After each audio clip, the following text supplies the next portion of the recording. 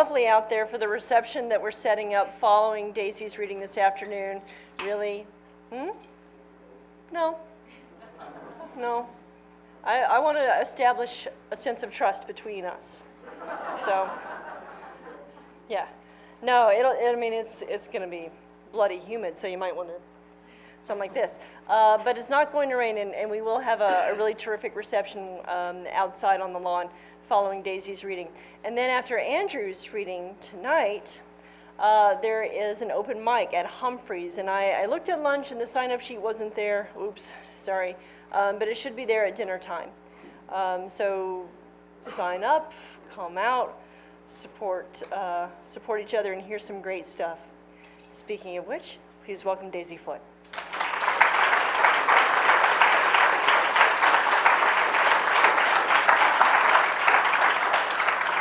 Hello. Anyway, I'd like to just start out thanking Wyatt and Khaki for all their hard work during the conference. It always amazes me how organized, well, particularly Khaki, is, and the whole staff, everyone. My hat is off to all of you, and yeah. So, and I'd also like to acknowledge all the readings that have come before me up here and that I've witnessed during the course of the conference, and it's just a real honor to be with all of you, and I just, I'm glad to get to know all of you. I'll just tell you a little bit before I get started. This is a play of mine that I've been working on for quite a long time, and I actually about 1 o'clock this morning, I thought maybe I won't read this one. I'll do something else as I was reading through this, and actually panicked because there's a little something that I discovered in this play that I haven't, I missed during workshops. So it's a legal question, and I had sent a panicked email to my brother, who called me 7 o'clock this morning and told me to calm down, and he walked me through what I needed to put in the dialogue. So, but anyway, I decided to stick with this play, and it's the play that's going to be done at Primary Stages this fall in New York, and it's essentially the story of the Randolph family. It takes place in 2003. Somewhere in New Hampshire. It's primarily the story of Pauline, Farley, and Henry Randolph and their siblings. But it's also the story of their father, and though we never meet him in the course of the play. There's, just so you don't get confused, the play kind of just goes along in a very normal way, sort of straight narrative fashion, but then every once in a while there'll be monologues of someone called him. And the monologues will be spoken by the three siblings, and I'll identify when, and it's somewhat important when they say certain things for this him, and you'll figure out pretty quickly who him is. So, okay, so let's get started. Just do this.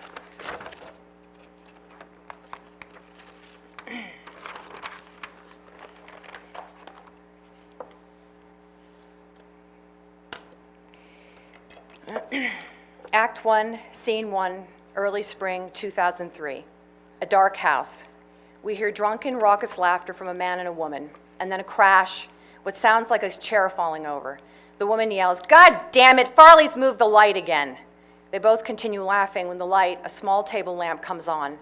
Henry, 46, and Pauline Randolph, 53, brother and sister, lie on the floor of their ancient kitchen. Pauline holds the lamp. A long farm table with chairs divides the room in half. There is a stained and torn wing chair in one corner, and hanging down from the ceiling are wires, once a light fixture. There are 3 doors, one to the store, one to the stairs of the second floor, and the last to the basement, although the one to the basement is going to be eliminated during production. Pauline helps her brother off the floor as she returns the lamp. "You better talk to that brother of ours, Henry. Tell him to stop moving the goddamn light," Henry says. He's still mad. Farley didn't want to stay with him. He hates staying with him. And Pauline answers, "We can't stay here 24 hours a day. We'd lose our minds." She plops in a chair at the table. And Henry says, "I was up there tonight giving him his pills. I told him we'd be going out for a couple of hours, that Farley would be here if he needed anything. The way he looked at me, Pauline, he heaved this deep sigh, and the look on his face, he looked so sad and lonely. You're imagining things." "No, his eyes, they were just filled with so much sadness. Talk to Farley. Tell him to stop moving the light." Henry looks at the wires hanging from the ceiling. Or maybe just replace that one. We can't afford it, Henry. How much could it cost? We can't afford it, I promise you. Unless you want to ask Ted Faber. Mr. Electrician might just do it for free. Pauline goes to the cupboard and starts to pull out cereal boxes, pasta boxes, mouse traps. Did you see him tonight? Teddy, I think he was flirting with me. Sorry, let me go back. That's Henry's line. Henry, did you see him tonight? Teddy, I think he was flirting with me. Pauline has found a large container and opens it. God damn it, Farley. Henry, he hid my wine. I will wring his neck, I swear. Henry hands her a pill. Take one. She takes the pill. How much did these cost? They were free, Henry says. From who? No one you know. One of your fellas? He just looks at her. I still want my wine, she says. Henry goes to the cupboard under the sink.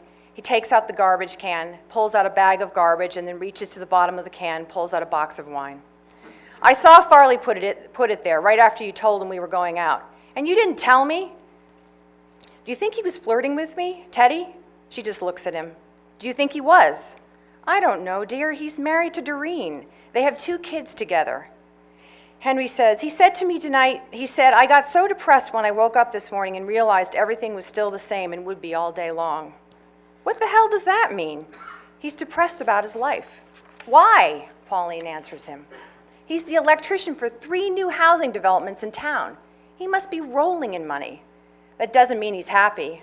Well, he goddamn should be. Teddy Faber gets up in the morning and says I need to be here to do X, and then I need to be there to do Y. And when I'm all done, I'll get a big fat check for my efforts. We never did that, Henry. Never found out what we were good at, developed skills, a way to make money. And now look where we are. Pauline, let's not do this tonight, please. It's been so nice. In the tavern tonight, Henry, I looked around at all those familiar faces and I thought, they have their jobs, families, houses of their own. They have lives. We have lives. No, dear. Teddy Faber has a life. Bud Starr has a life. We have existences, and we barely exist. This is his fault. He did this to us. Pauline tops off her wine. Bud Starr asked me tonight, he asked, what are you and Henry going to do when he dies? Saying how the store was on its last legs and how much longer did we think we could keep it going? Henry answers, Bud Starr is an ass. Starr Development is responsible for 10 of the largest housing developments in this town.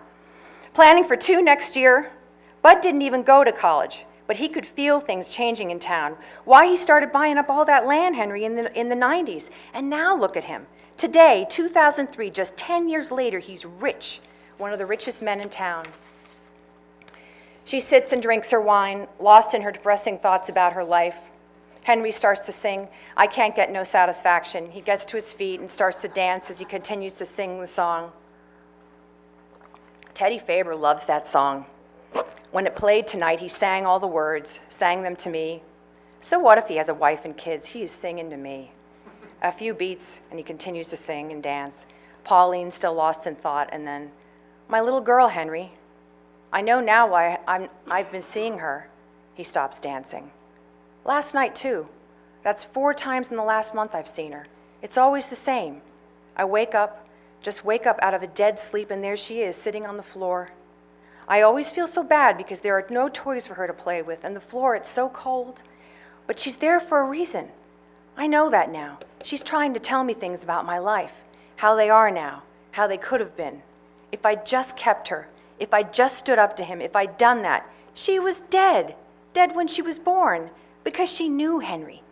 She knew I had agreed to give her up for adoption. That's why she came out dead. She knew I wouldn't keep her. If I'd stood up to him, if Mikey and I had married, we could have raised our little girl together. She would have lived.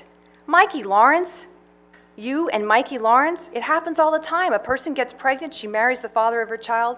But you were only with him that one time, Pauline. You were 17, and he was nice to me. I never went to parties. No one would talk to me, and Mikey did. He talked to me because he was drunk. He wanted in your pants. It wasn't like that. It's what you've told me, Pauline. He got you drunk and took you into some field. He wouldn't look at you the next day at school. I'm talking about my little girl.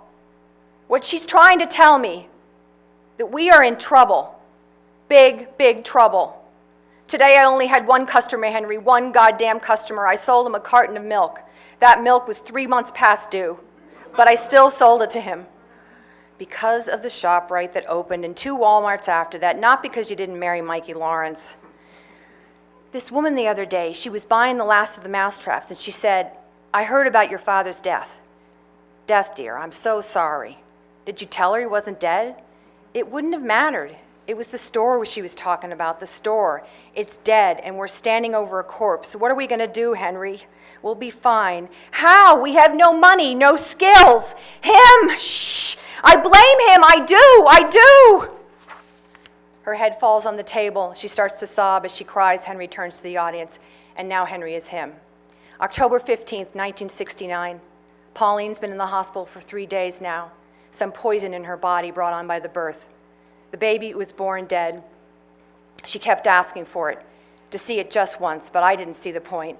It's been hard enough. This whole year, Pauline being so foolish, how could she be so foolish to let some boy? Now the baby's dead, and Pauline's in that room, that gray room with its stale air and antiseptic smells that burn the inside of my nose. I ache to make my visits. My feet, my hands, my bones, my head.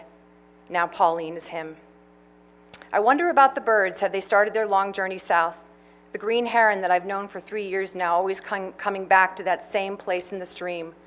What if next year we have a drought and the stream goes dry? Too dry for that heron. Or what if the heron is too old and the journey back becomes too hard? Why do we become trapped? What pulls us to our fate? I married my wife, and then the 3 children. I never wanted them. They were her idea, but still, here I am. Here I am. And now Henry continues as him. The mountain. I'll close my eyes and think of it. Take away all these glooming thoughts, the mountain. Climb to the top. All around me, the trees are starting to turn, burn with yellows, reds, golds, colors I don't know the names of. Coyotes howl as they finish their latest prey. And then they stop, and it's quiet, so quiet and still. The stillness, I crave it. Will I go there tomorrow? Pauline is fine. She's a strong girl. Best not to coddle her. Weary, I need nourishment. What the hell was that? Probably Farley going to the bathroom. She goes to the door. Or Farley listening at the door. She yanks open the door. Caught you! Henry says, a ghost, and then Pauline. Of our disappointing lives. Why don't we just slit our wrists now, dear? Pauline sits back at the table. You never should have come back here.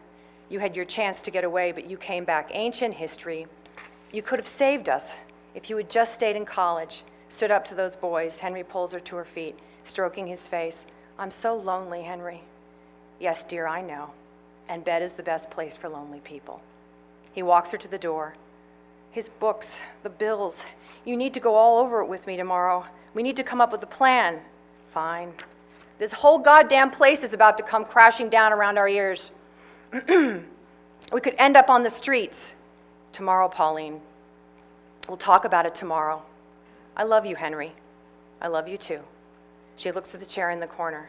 I can still smell him on it. Even now, after 8 months. Why can't we throw it out? They'll never use it again. He'll never use it again. Let's just throw it out. They exit. Lights down as Henry, dressed in his t-shirt and boxers, walks back into the kitchen from the stairs. Lights half down as Henry, dressed in his t-shirt and boxers, walks back into the kitchen from the stairs. He pours himself a bit more wine. He moves to the wing chair, stares at it, touches it, then sits. He speaks to the audience as him. And when I say to the audience, that's just for the purposes of here. We really haven't made a decision how we're going to do a lot of this, so this is all going to happen in rehearsal. May 1st, 1948, trying to make sense of what happened today, what I did there, the first words. I don't know how many more there will be. Need to make sense of what happened today, what I did at the bank with Carl Dunn, signing on that dotted line. Carl kept trying to catch my eye. I think he was hoping I'd change my mind, maybe just give him the money, not ask for anything in return. It doesn't work that way. He knows that.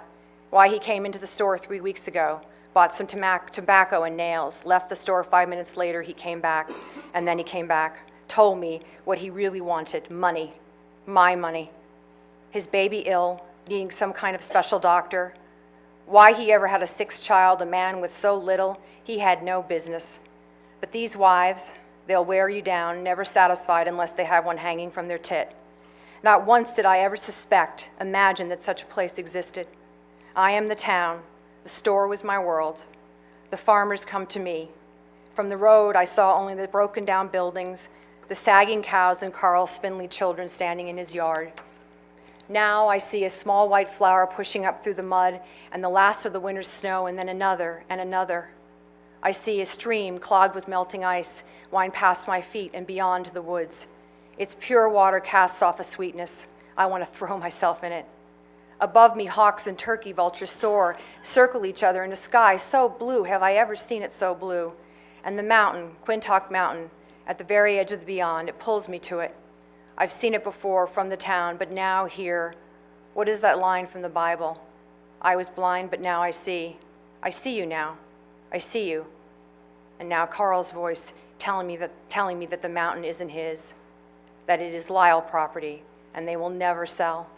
But when I turn back to the mountain tells me something different. The lights come down, Act 1, Scene 2, the next morning. A ledger is open on the table, and a shoebox overflows with bills. Farley Randolph, 51, I almost said 50 cents, 51, the middle child, enters from the stairs and yawns. He goes into the kitchen and pours himself some cereal and milk. Farley has the IQ of an 11-year-old child. Pauline enters from the store. Just getting up? No. Get out there and watch, please. He starts for the store with his bowl of cereal. Leave your cereal, Farley. Leave it. He does and exits to the store. Pauline pours coffee. She leafs listlessly through the bills on the table. The phone rings. She answers it. Hello? Yes. No. He can't talk right now. He's ill. Who is this? But I called them last week. They agreed to work out a payment plan with me. I understand you're from the collection agency, but I'm just telling you what the company told me last week. Well, he can't pay you, can he? He's in bed with a goddamn stroke. She slams the phone down. Farley from offstage. Pauline! Pauline! He runs back into the kitchen. This lady says she wants your help. Does she want to pay for something? No, she's looking. Go find it for her. He walks over to her and whispers. We don't have Tampax, Farley. We haven't stocked it for 6 months. Just tell her. Tell her, Farley.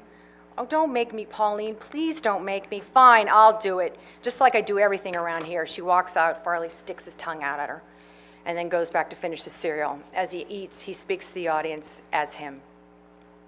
February 19th, 1957, more of the unexpected. Ralph Lyle came to dinner last week. My wife, Frances, has been dropping hints for a week now. Ralph's money problems ran his dead father's lumber business into the ground. Now the two of them, brother and sister, I know what they've been doing, scheming behind my back. After dinner, Frances tells Pauline to come with her to check on the baby. As she's leaving, Frances nods to her brother, passing some secret. Ralph clears his throat, lights one of his Camels. I don't say a word. I know what this means. He's coming to me, the mountain, Quintock Mountain. Henry walks in from the stairs, carrying a tray with dirty dishes. Farley talks. Continues talking as him. April 21st, 1957. It's done. Ralph and I signed the papers at the bank.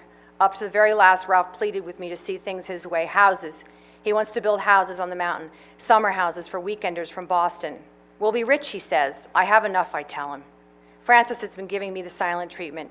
Angry that I won't agree to her brother's schemes. I don't mind the silence, preferred, in fact. Now Henry is him. It's dark, but I still go there. Using the moonlight, I follow a deer path up. The feeling is familiar, being watched. Hundreds of eyes following me. It doesn't frighten me. I'm used to it now. A quiet observation of my presence. Reaching the top, I find an enormous rock covered with hundreds of flakes of sparkling quartz like jewels. They're jewels. I climb to the top of the rock and sit. I see it all from here. The meadow, the woods. We're all here now. We're all here. The familiar blessed stillness washes over me, soothes me. If I could just stay and never go back, if. Farley picks up some of Pauline's papers, pretends he's interested. Henry looks over at his brother. You better leave that alone. I was just looking. Well, stop it. You and Pauline, you always treat me like I'm stupid. I'm not, Henry, I'm not. I know that, dear. If I wanted, I could get a job. I'm sure you could. But I don't do it because I work here. I work in the store. You shouldn't have moved that light last night. And Pauline's whine, why did you do that? I know you don't like it, and Henry's working on a crossword puzzle. I know you don't like it when we leave you alone. Farley stares at the floor. Is he going to die? Yes, dear, he's going to die. When? I don't know. Henry goes back to his crossword puzzle. Henry? Henry tries to ignore him. Henry! I have a new friend. Her name is Louise. I'm in love. I'm in love with Louise. And who is Louise? She's my friend. She moved into the house across the street. I met her last week when she was in the store with her mother. And her mother said, come and visit us sometime. So I did. I visited last night. You left him alone? You can't do that. Me and Louise watched the show on TV. It's all about animals and the police rescue, the sad animals from the bad people. And this one about snakes, she likes that too. And Mrs. Barnes made me grilled cheese and bacon. That's my favorite, Henry, my favorite. She kissed me, Henry. Louise kissed me on the lips. Farley, how old is this girl? I don't know. Guess. Pauline walks into the room. There's someone to see you, Farley. Louise. Farley runs out of the room. Henry runs to the door and cranes his neck for a look. This lady, she started yelling at me when I told her we don't stock Tampax anymore. It's no wonder you have no business here. You never have anything. I wanted to spit on the cow, but then she's right. She is. What on earth are you doing? Trying to see Louise. Louise? The girl that came to see Farley. How old is she? I don't know, 20? She's not a child? No, but I actually think she's like him. I think she's like Farley, slow. Henry starts to laugh. What's so funny? That someone like Farley has moved in across the street. That Farley has found someone when you and I have never managed to find anyone. Found someone? Farley can't find anyone. Well, Farley says they're in love. They kissed last night. Farley, Farley, you come back here, Farley! She runs out the door. Oh, leave him alone, dear. Let him enjoy his little friend. We do not need this complication in our lives. I wouldn't make a fuss. You know how he is. If you make a fuss, he'll just dig in his heels. Pauline points to the papers and books on the table. Have you looked it over? No. Why not? I just haven't, Pauline. I keep getting calls from bill collectors. I have nothing to say to them. The accounts are bone dry. We won't be able to pay our oil or light bill next month. What about the cigar box? Pauline marches over to the cigar box and shows him that there's only a $20 bill in it, waving at him. That's it? $20? We need to make a plan. We can do it tonight. Not tonight. Why not? I'm going out.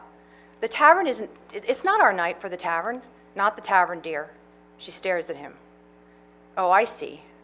Can't you choose another night? No. What about money? You have no money to spend. It's never been an issue. He pours himself more coffee, returns to his crossword, ignoring her. You're 45 years old. Aren't you getting a little old for that kind of behavior, going to those boy bars looking for love? Just because you haven't had sex in over 30 years. Farley and his friend Louise walk into the room. Louise is not a child or teenager, but still young. Hard to tell how young because of her condition. Louise wants me to come to her house for lunch. Mama is making grilled cheese with bacon, Farley's favorite. Well, you can't go. Why? Because I goddamn said so. And Pauline storms up the stairs. Well, she's not very nice, Louise says. She should have her mouth washed out with soap. Farley, I want grilled cheese with bacon and ice cream for dessert with chocolate sauce. I want to go to lunch, Henry. I want ice cream with chocolate sauce. Just go to lunch, Farley. Go, now. But it's not lunchtime yet. Go. I'm sure Louise's mother won't mind, will she, Louise? Mama's not at home right now. She's at Walmart buying ice cream. I said to her, Mama, how come you don't buy the ice cream at Farley's store? And she said, because it's too expensive and never fresh. Oh, go on, both of you, before Pauline comes back. Let's go watch TV. Animal Precinct. They walk out. Henry walks over to all the papers and books on the table. He starts to look at them, but then pushes them aside. He opens the door to the stairs and calls up, Pauline, I'm in the store, and walks out. The lights come down, lights come up again. Act 1, Scene 3 that night. Pauline enters from the basement. She carries a laundry basket. She starts to fold laundry. Farley enters from the stairs carrying a tray with a bowl and spoon. Pauline, did you wash him? Yes. Gave him his soup, and then I washed him, just like you said, Pauline, just like you said. All of him? You washed all of him, yes. I only ask because sometimes you don't do his bottom half. And I know this because I go up there and he smells. We all have to take turns, Farley. We can't afford nurses. He sits. She continues with her laundry and still won't look at him. He reaches out and touches his sister's arm. Don't be mad, Pauline. Don't be mad. You disobeyed me. You went to that girl's house when I told you not to. Henry said I could, and I said you couldn't. I'm sorry, Pauline. I'm sorry. Please say you're not mad anymore. I don't like it when you're mad. I don't.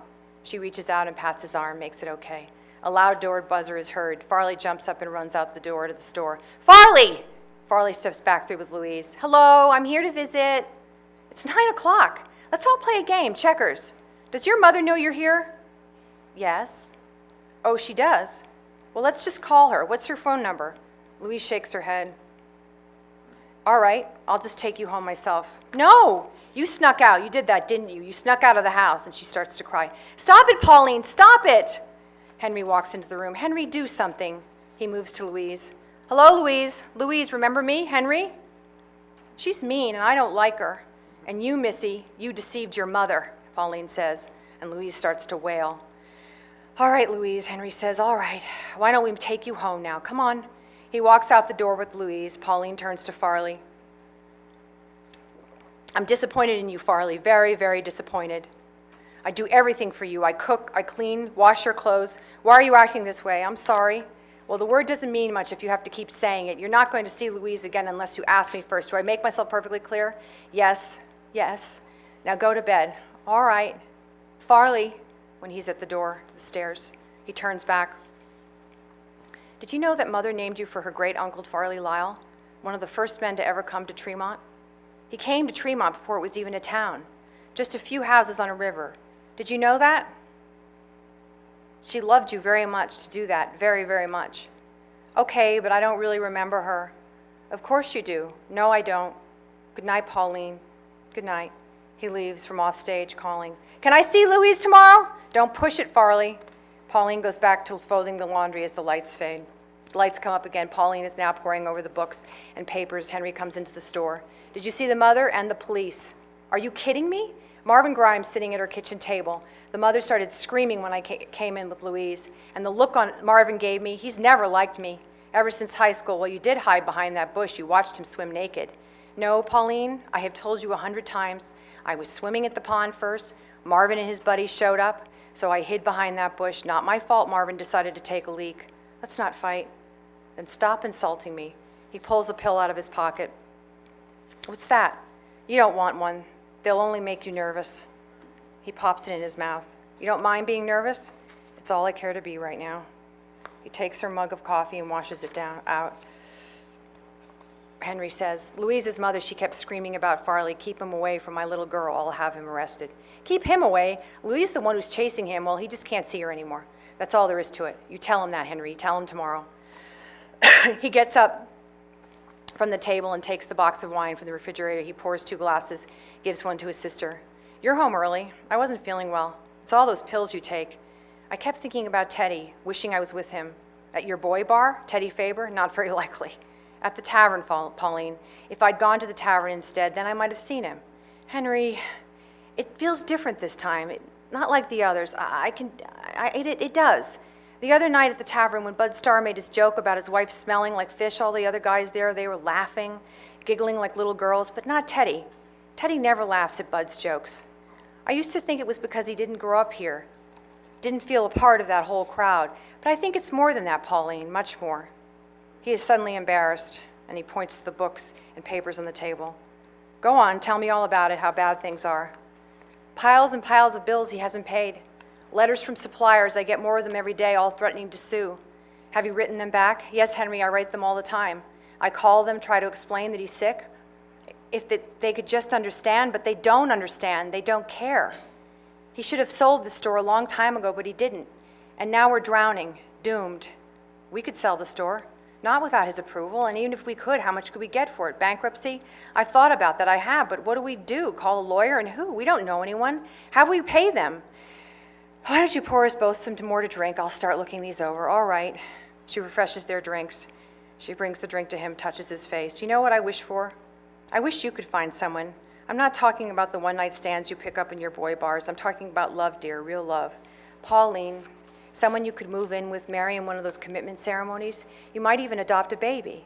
Go to bed. I'll stay up and get through these. I'll stay up with you. Go to bed, Pauline. Are you sure? Yes. I am very tired. Well, We'll talk in the morning, come up with a plan. All right. She kisses him on the cheek. Maybe I'll see my little girl tonight. I want to see her. But I always feel so bad. My room is so cold and she won't get into bed with me. She just stays on the floor. She exits up the stairs. Henry continues to look over the papers. He sighs. It is all so depressing. He gets up and pours himself some more wine, takes another pill, and talks to the audience as him. February 4th, 1977, sometimes one calls to me over the other.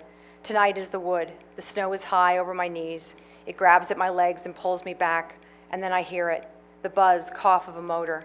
I slip behind a tree and watch as they roar in off the road and through the abandoned barnyard. They are in the meadow, circling and passing each other. Their hoots and screams pierce the silence, my silence. If I had a gun, they can't know I'm here. No one can know I'm here. I can only watch. Watch them race and beat down the snow. Watch them drink beer. Watch them piss. One of them spelling his name in the white. I hate them, all of them that come here on their snowmobiles, their snowshoes, their skis. They aren't to be trusted. I know I'm being watched. Rabbit, coyote, the brush of a bird's foot. I am being watched. Him again, just him. He's all right. Henry got his sister drunk tonight. I could hear them in the toilet, Pauline crying and vomiting. Henry telling her that it wouldn't be so bad the next time. Why are they still here?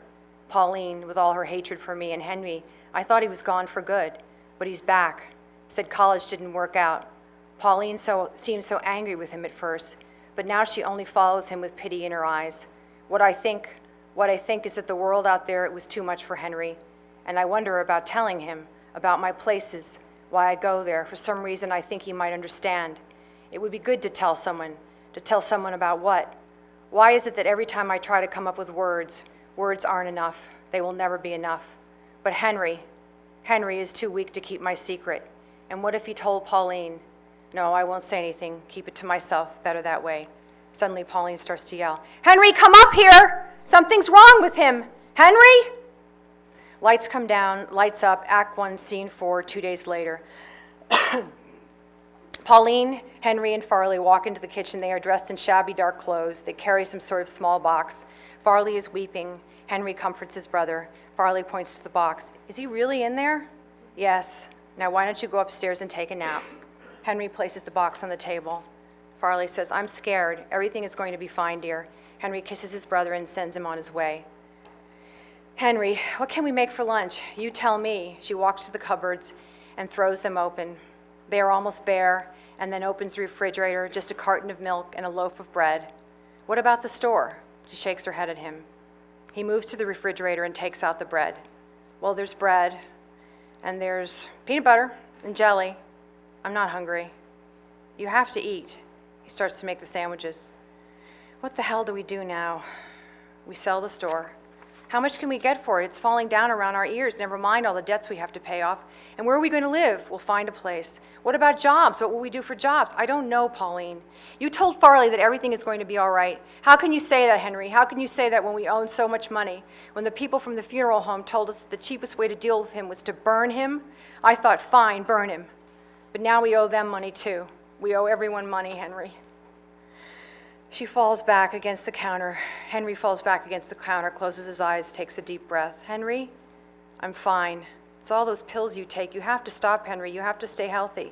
I can't take care of both you and Farley. I'm fine, Pauline, just a little overwhelmed. Is there any coffee left? Just enough, she says. She starts to make the coffee.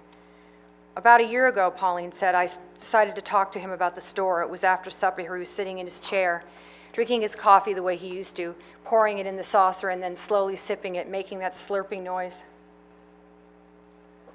And I said to him, we need to think about making some changes, buy a computer, start a deli, sell wine, lottery tickets, anything, help bring in some more money. What did he say? What he always said, nothing, just kept slurping his coffee. I had the urge to kill him, Henry. Right then and there, I had this urge to reach across the table, my hands around his neck, and squeeze until there was no life left in him. Well, he's dead now. She starts to cry. He was such a strange man. Why was he so strange, Henry? I don't know. We knew so little about him. He was from Maine. He fought in World War II. His father owned a store, too, didn't he? I don't know, she says. I think he did. I know he came to Tremont after the war. He worked for Mr. Grimes before buying him out. Marvin Grimes once said to me, "Your father stole the store from my grandfather." What do you think he meant by that? I don't know. And what about him and Mother? What about them? They had 3 children together. There must have been something. He was with her when she died. You told me that. She hated him. How do you know that, Pauline? I saw how they were together. You weren't old enough, but I remember. I saw. There was nothing between them, only silence, his silence. Henry says, the way we found him, it bothers me. His body hanging over the bed, his arms reaching, like he wanted something. What do you think he wanted? Pauline answers, when Mother died at her funeral, all these people showed up. Her cousins, her brother Ralph, people she'd grown up with in town. They all wanted to be there, and it was the one time he couldn't keep them away.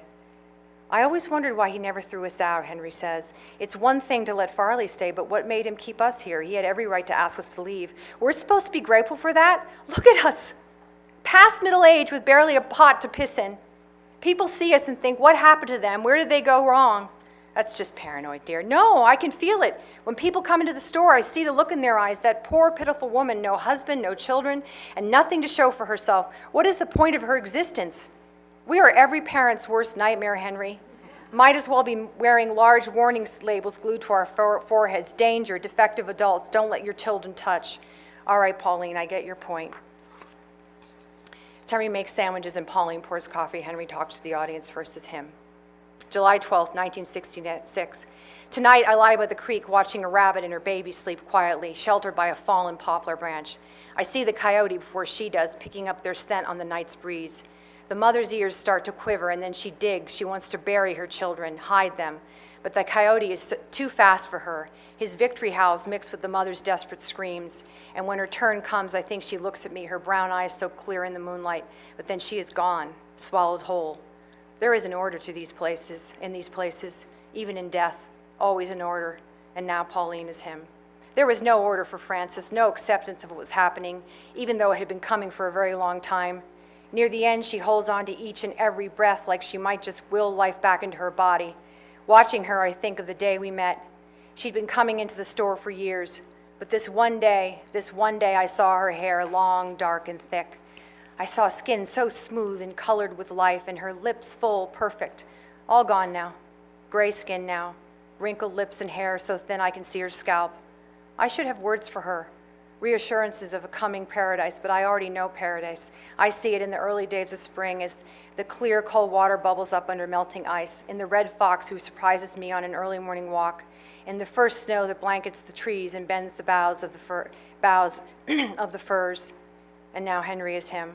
I have this idea of lifting her up and carrying her there, to show her, if she could see what I have seen, let her lungs fill up with the air, let her fingers dig into the dark, warm earth. Maybe she wouldn't be so afraid. And now Pauline. But the children come into the bedroom. They stare at her. Henry crying, pulling on her limp arm. Pauline picks him up, comforts him. Her eyes fall on me. She expects something of me. I only feel trapped. The phone rings. They both stare at it. Pauline, another bill collector. Henry gets up and answers the phone. Hello, yes? This is his son. Okay, yes, okay. Uh-huh. That's fine, I should get your address. He waves to his sister. Pauline hands him a piece of paper and a pencil. 215 Bedford Road, yes, tomorrow at 2. He hangs up. Who was that? A lawyer. Something about a will. Whose will? His, Pauline. This lawyer, I guess he wrote a will for him. The lawyer said he'd heard in town yesterday that he had died. Why would he write a will? People do. Not him, no, he wasn't a will sort of person. What sort of person is that? Someone who thinks, worries about their family when they're gone? Well, he wrote a will, Pauline, so I guess he was thinking about us after all. I guess he was. Lights come down, Act 1, Scene 5. Lights up on Act 1, Scene 5. It's the next day. Henry and Pauline walk into the house.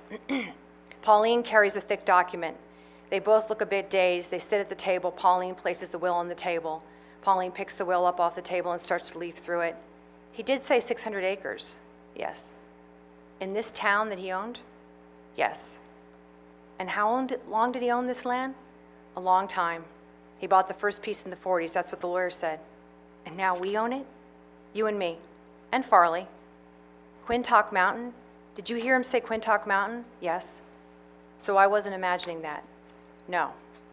The other pieces? Something called the Dunn Farm and the Lyle Mill. Quintock Mountain is part of that. I think that's what the lawyer said. He was talking so fast. Do you think that was the same Lyle as our mother? I think, yes, it all makes sense now, Henry.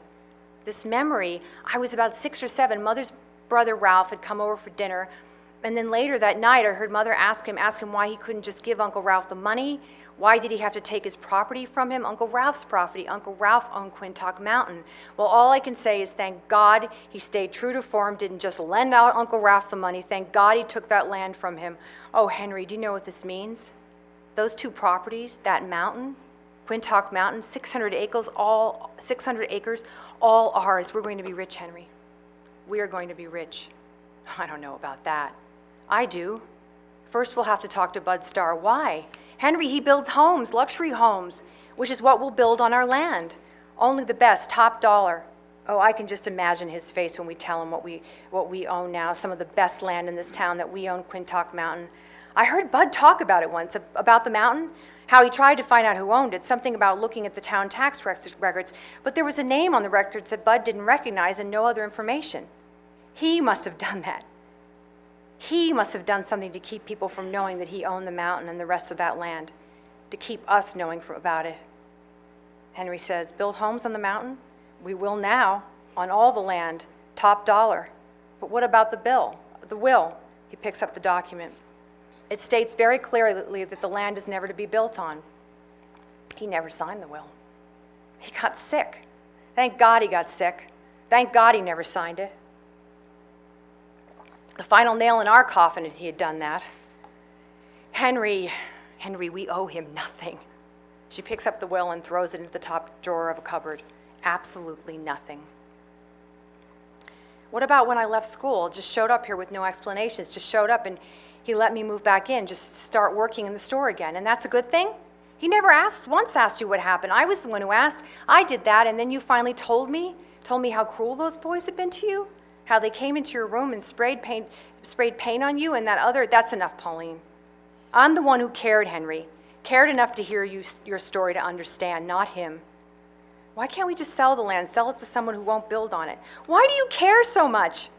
This is the miracle we've been waiting for our whole lives, Henry.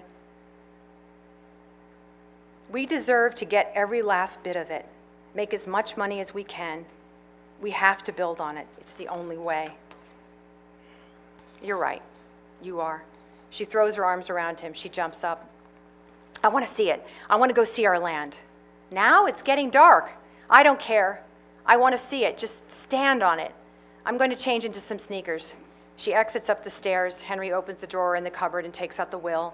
He starts to read it over. He is clearly bothered by what he reads. Suddenly, Pauline starts to yell, "My God, what are you doing?" Henry jumps up. "Get out! Get out!" The door flies open and Louise emerges, dressed only in her bra and panties. She runs to Henry and throws her arms around him. Farley, dressed only in his boxers, follows her into the room. Pauline charges after him. Farley runs to Louise as she clings to Henry.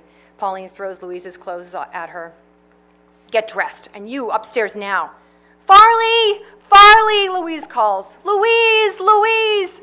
Pauline opens the door of the stairs and shoves Farley along. "Put your clothes on, dear." Henry says. "Put your clothes on, dear." She is suddenly embarrassed in front of him. He turns away. "Tell me when you're finished and I'll walk you home." Louise whimpers as she does. She's told. "I'm finished." He turns back to her. "Go face your mother, shall we? She won't be awake. I got one of her pills for sleep. I chopped it up and put it in her soup." They exit. Pauline and Farley, now fully dressed, enter from the stairs. "You are never, ever to see that girl again. Do you understand me?" "He's dead now, Farley. Dead. And that means Henry and I are in charge of you, and you have to listen to everything we say." "No, Pauline, no, you're not the boss of me." "Oh, is that right? Uh-huh. All right, then leave." "What?" "Leave, Farley. Get out of the house and stay out." "But I don't want to leave." "Then you will do as I say. You will do as I say, or you will walk out that door and never come back here." "But this is my house, too." "No, it isn't. Now that he's dead, it belongs to me and Henry." "No." "Yes, Farley. And if you want to stay in our house, you will promise right now that you will never see Louise again." He stares at her, not sure if he's being tricked. "Promise, Farley. Right now, promise, or you are out that door and you are never coming back."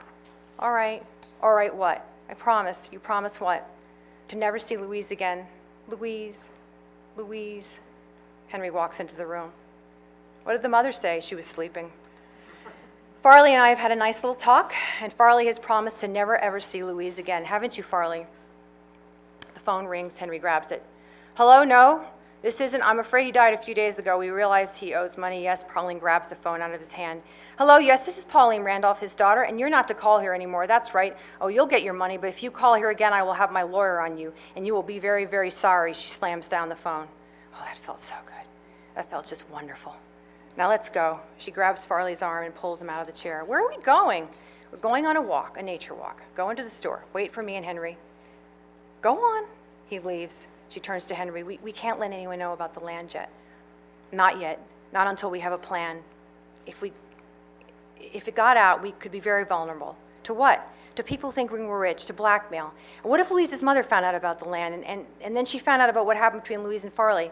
She might try something, and not a word to Farley either. He doesn't know how to keep a secret. She and Henry walk to the door. Henry pauses, looks back. Henry, did you hear that? What? My name. Someone just called out my name. Henry. That's it. No more pills for you. They leave. Lights come down, and that's it for now. Well.